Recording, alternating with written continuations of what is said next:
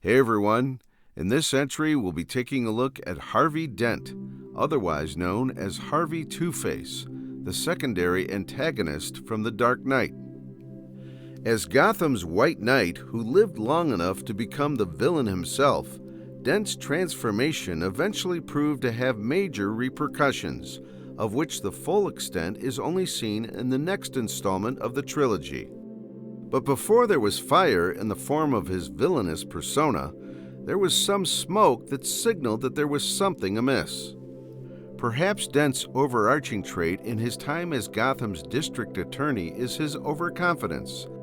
After the decision to go after the mob in full swing is made, the mayor warns him that he'll be the target of anyone whose wallet is about to get lighter.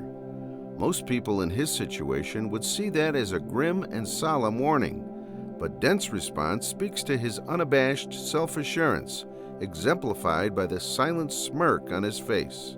Of course, some of that confidence is derived from his resolute convictions about justice, which is a commendable trait. But with such a target on his back, combined with the prior attempt on his life at the courtroom earlier, you would think that Dent would be far more cautious. This brings us to the pinnacle of his mistake in the film, continuing to have an open relationship with Rachel Dawes. Dent's public relationship with Rachel is another testament to his overconfidence. In his proposal to her at Wayne's fundraiser, he tells her that the mob gunning for him has made him realize what's important. But instead of distancing himself from her, he opts to marry her, which effectively puts just as big a target on her as well. We can assume that all of Gotham's mob knows of their relationship, given their public dates and the fact that the Joker immediately recognizes her as Harvey Squeeze when he first encounters her.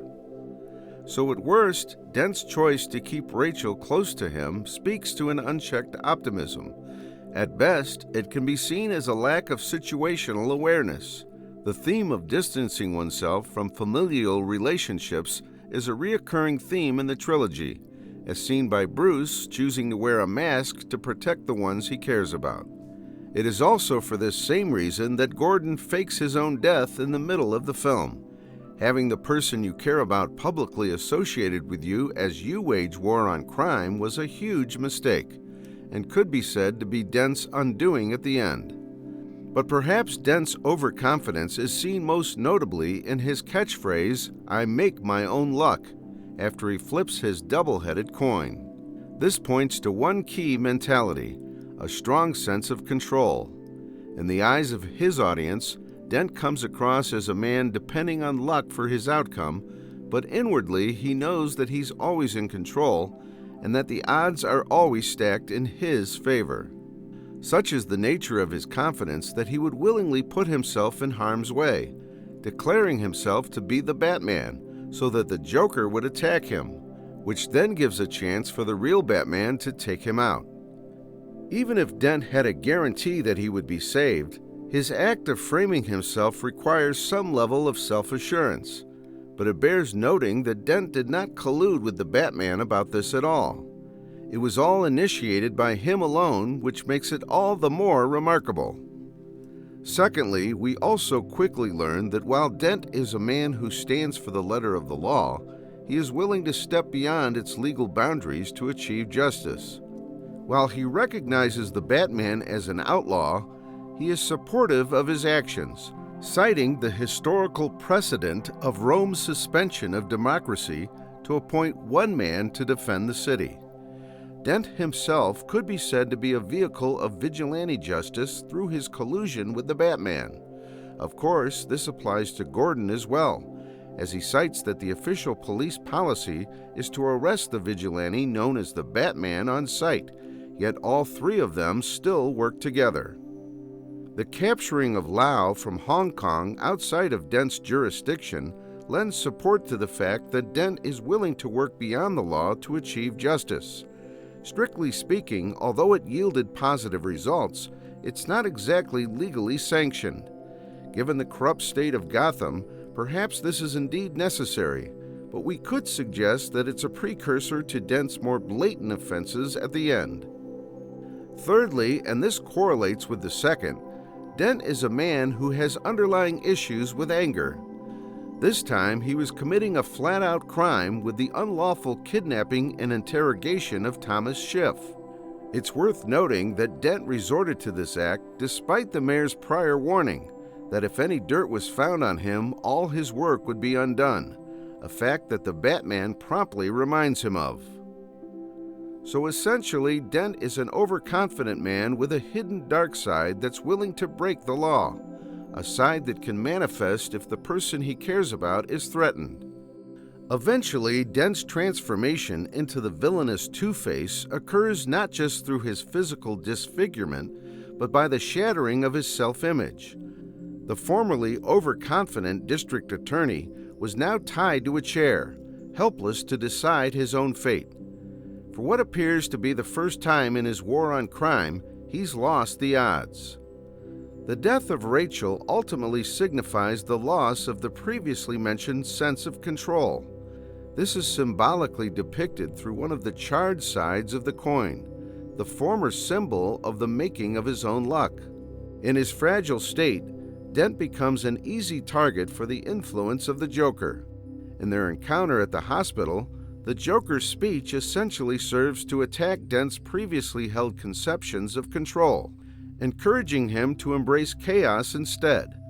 We can detect this in one of his lines where he says, "You were a schemer, you had plans, and look where that got you."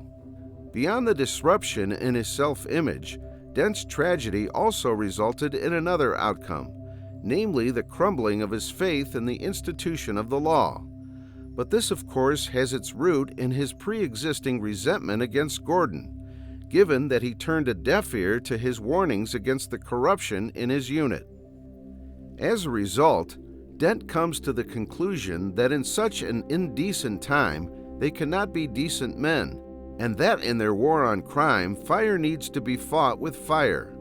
Given his already established pattern of breaking the law and achieving justice, we can see how he would degenerate into using the same methods as the criminals he used to prosecute. Dent believes that the only morality is chance, a concept that he labels as unbiased and fair. But does he really believe so? We clearly see that Dent still subscribes to the notion of making his own luck, so to speak. With Wirtz, the coin landed on the charred side, so there's no issue here. But with Maroney, after the coin lands on the clean side, Dent deliberately makes another flip, this time for the driver instead. As we hear with Gordon's reporting of the number of his casualties, we can conclude that both Maroney and his driver were killed in the resulting crash. So clearly Dent was not truly adhering to his principle of chance.